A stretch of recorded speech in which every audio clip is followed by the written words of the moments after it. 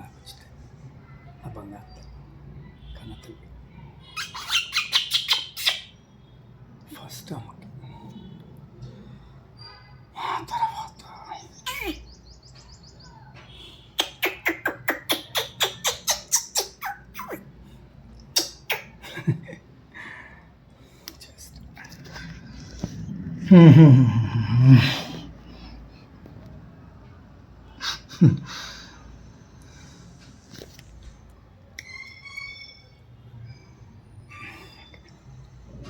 So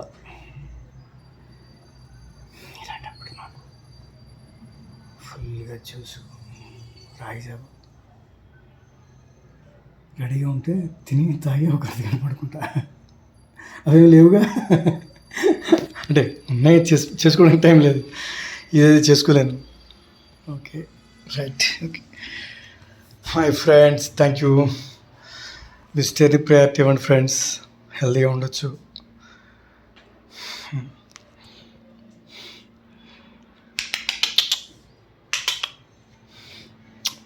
ఒక సందర్భంలో చెప్పాను కూడా, లిప్త పాటలో ప్రాణభిక్ష పెట్టి కాపాడిన తండ్రి ఆయన. గురువే సర్వలోకాన విశ్వజే సర్వరోగిణ నిధయే సర్వవిద్యానం బ్రహ్మక్షవాత్యత్తిమూర్త్యాత్మ స్వరూప లలితాదేవి స్వరూప గురుమేధా దక్షిణామూర్తికి నమో నమః.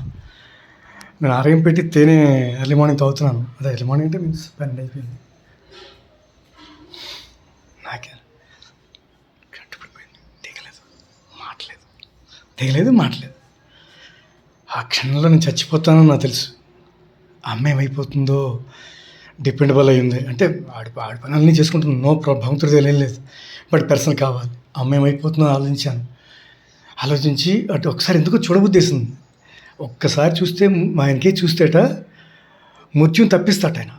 నేను ఆల్రెడీ చదువుకున్నాను. మా ఇంట్లో ఎప్పుడు ఉంటుంది, ఇప్పుడు కూడా చూసారు కదా ఉదాహరణ అదే. ఇలా ఎందుకో చూశాను, టక్కన చూశాను. ఆ సెకండ్స్లోనే టక్కన కింద చూసి రాగి చెంపు ఆ నీళ్ళు తాగాను, ఎగిరెళ్ళింది. మళ్ళీ చేప నీటిలో పడినట్టుగా అయింది అనమాట. నిజంగా కృతజ్ఞుడిని. ఇది నా జీవితంలో ఒక 2-3 సార్లు మృత్యుని చూసి వచ్చాను. నాకు దేవుడు కనపడలేదు. నాకు కనపడితే చచ్చిపోయినట్టేమో నా అభిప్రాయం. మరి చచ్చిపోయినట్టేమో.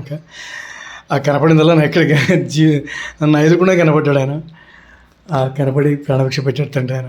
నిజంగా నేను ఆ క్షణం నుంచి ఈ శరీరం జన్మనాది కాదు అయిందే. నిజంగా ఆయన పెట్టిన భిక్ష. అందుకనే దేవుణ్ణి నమ్ముకోవాలి, భగవంతుడి గుడ్డిగా ఎలాంటి ఆపద నుంచి నన్ను కాపాడుతాడు ఖచ్చితంగా. ముఖ్యంగా ధర్మబద్ధంగా ఉండాలి. ఎవరి సొమ్ము దోచేసుకోవాలి కానీ, అన్యాయం చేద్దాం కానీ, అన్యాయంగా తినేద్దామని కానీ చి అసలు అలాంటి యాచించొద్దు, ఆలోచన రావద్దు. ఎప్పుడు స్వచ్ఛతంగానే బతకాలి, ఈ తపంతోనే ఉండాలి. అలాంటి వాళ్ళకి